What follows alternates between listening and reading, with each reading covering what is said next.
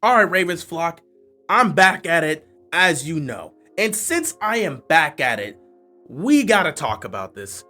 Marcus Williams, he had some interesting things to say in regards to how his time went with the Ravens, how last season went, and ultimately what happened to lead to him ultimately being released by the Ravens. The whole situation of last year, how he went from one of the best safeties to one of the worst, getting benched, and then ultimately being released by the Ravens. So he spoke about that, and there was a lot of interesting things that he said there, but I want to keep it brief because we're going to discuss his overall topic. Now, I want to make this video here, but I'm also going to have a discussion with you guys on the live stream because I want to hear what you guys have to say about this. So Marcus Williams spoke about that aspect, and basically his primary reason for how everything turned out just came down to miscommunication. He put all the blame on miscommunication. Now, he also took accountability and apologized for how things went and what he may have done wrong or what he could have done better. He took responsibility for that, but his main emphasis was miscommunication. That's what led to everything going wrong. Just a brief statement from him. They could have communicated properly and effectively so that there was no miscommunications when the switch was going to occur. I mean, I've played football for a long time. You don't just get bad overnight. And most people on the outside will believe that plays that were given up may have been on me, but they don't really know the depths of the coverage or what we were actually running, what we were told. I take accountability for whatever action that I did that they didn't like, but I didn't know what those actions were. But I take accountability for maybe missed opportunities, maybe missed plays that I could have done better on. But as far as the communication from the top down, I feel like it could have been better. I'm going to be honest here right now. I do not disagree with Marcus Williams' statement. We sat here and talked about this all last season. What was the discussion when we spoke about the defense?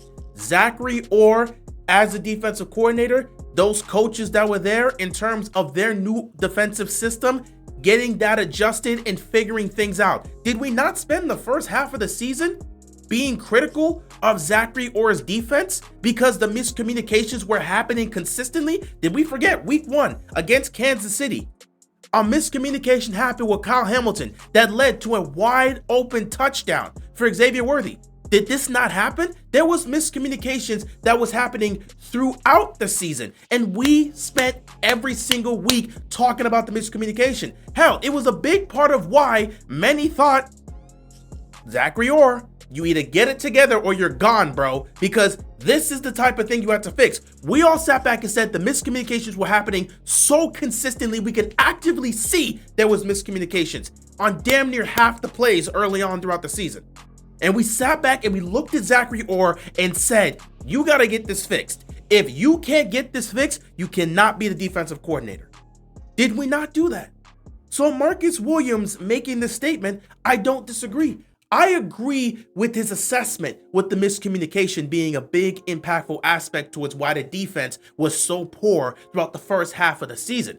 We all spoke about that. That is not something that he made up. He is 100% correct on that statement, and I will agree with him on that. However, there are some issues here when it comes to his aspect and his contribution towards why that defense was poor. Yes, communication was a problem, and I'm willing to say that they put Marcus Williams at times in positions where he probably wasn't the most comfortable and probably wasn't his biggest strengths, which led to some of those mistakes being made. But you're supposed to be one of the best in the game. You're supposed to be a great safety. Like you said, you don't go from great to bad overnight. You're supposed to be a great safety. So you should have been able to adjust. That's just clear in terms of that aspect. But let's get back to the whole statement here. I do not disagree with this statement.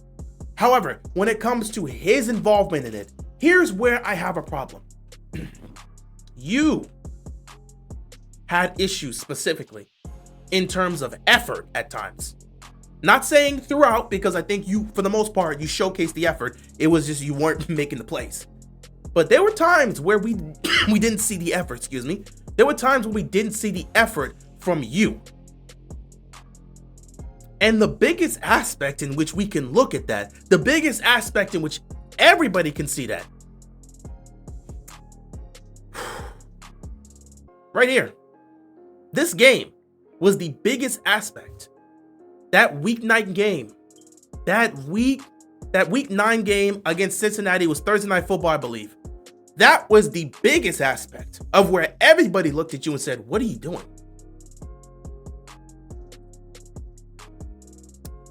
On Jamar Chase's first touchdown, he makes the catch over the middle of the field. He's just taking off. You're in the area. You have a chance to try to go make a play to tackle him. And people pointed this out. They did not see the level of effort of you sprinting to try to go get him. At some point, it just seemed like you gave up on even making an attempt. It was there. And Jamar Chase just runs to the end zone. You had an opportunity to try to make a play there. They didn't see the effort. It's on film. We didn't see the effort as a whole. You didn't sprint as fast as you could to try to make that play to at least make a stop. Maybe a shoelace tackle. You didn't even try to dive for the guy. Jamar Chase's second touchdown. It's a bomb down the field. It was 28-21. I think it was the very first or the second play of that drive for the Bengals. Burrow just steps back, launches it. Brandon Stephens is playing the coverage, but he's playing sideline to sideline with them. He's not like in front of him. He's kind of like watching them go. Seemed like he was expecting safety help from you over the top. You were nowhere to be found. Jamar Chase is up the field. You're down here guarding nobody. Touchdown. There were plays like that where we saw either you just making a huge blunder, which I guess you can count that as miscommunication. And then there's plays like the first touchdown where there was a lack of effort from you. There were moments like that throughout the season where we just didn't see the level of effort. And there was plenty of moments where we saw the level of effort. You were just getting beat. I mean, dude, you gave up a touchdown to Bo Nix. When we were going up against the Broncos, he was on 4th down. You gave up the touchdown to Bo Nix. You were on that play and you gave up the touchdown to Bo Nix. Your play didn't fit the standard that you set the previous year with one arm.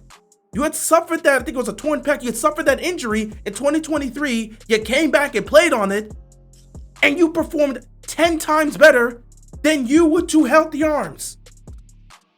Yes, miscommunication was absolutely there, and it affected you and everybody else. But there were just moments where you were just getting beat on plays consistently. There were some moments, not a lot, not going to say that you weren't trying because I definitely saw the effort. It's just you were getting beat like Brandon Williams. But there were moments where we did not see the effort to try to go make the play, like the Jamar Chase touchdown. There were moments where you just look lost on defense, moments where you're just getting beat defensively, and moments where you're not putting in the effort to try to go make that play.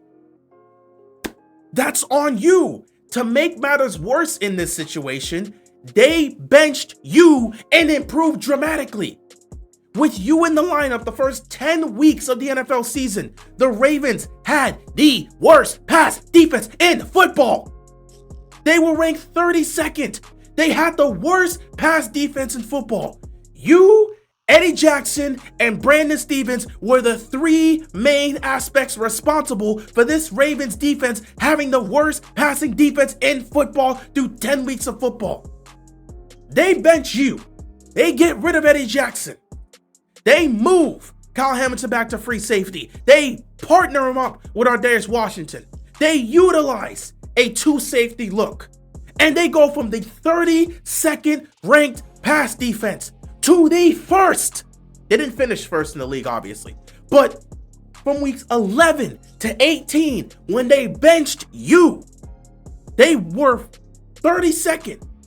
They benched you. They became the number 1 passing defense in football.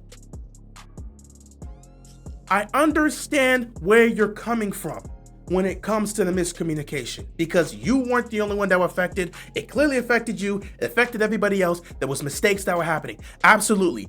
I sat in this chair throughout the season on a week-to-week basis and talked about the coaching staff not doing their job.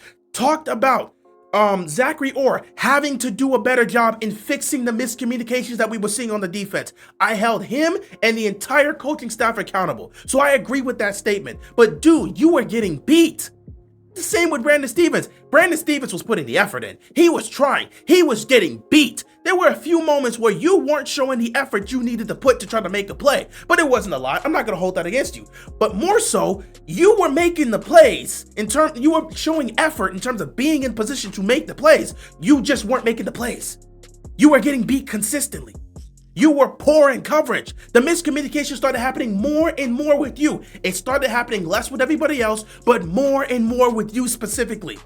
They were the 32nd ranked pass defense through the first 10 games of the season. They benched you. Weeks 11 and 18, they become the #1 passing defense in football. Come on, dude. Come on, dude. Come on. I get it. I'm not going to sit here and act like you were not right in that statement with miscommunication. I 100% agree with Marcus Williams there. We sat here and discussed it last season. But come on, man. You were poor in execution in terms of making plays consistently. You didn't do your job, dude. You didn't. You didn't. You did not do your job. That was not on miscommunication. When you are where you need to be to make the play, you didn't make the play. And when he's talking, there was one part where he was talking about saying, there was some plays that they put on me, but they don't really know the aspect of the coverage. That's fair. We don't exactly know the entirety of the coverage you're running. But I hope that the play you're talking about has nothing to do with that second Jamar Chase touchdown, because that was on you. The miscommunication was there. You were supposed to be back there as safety help. You were nowhere to be found. You didn't even know who you were covering at that point. You were covering nobody. So I hope that's not the play you're talking about. I really do. I truly do. But that's pretty much all I have to say about this.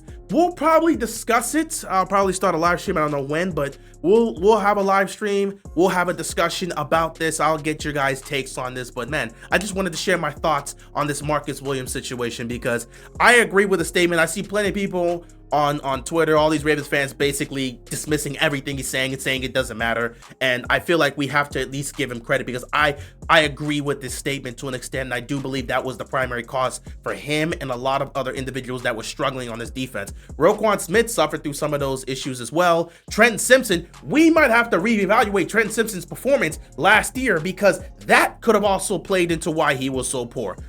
We'll see. I don't know.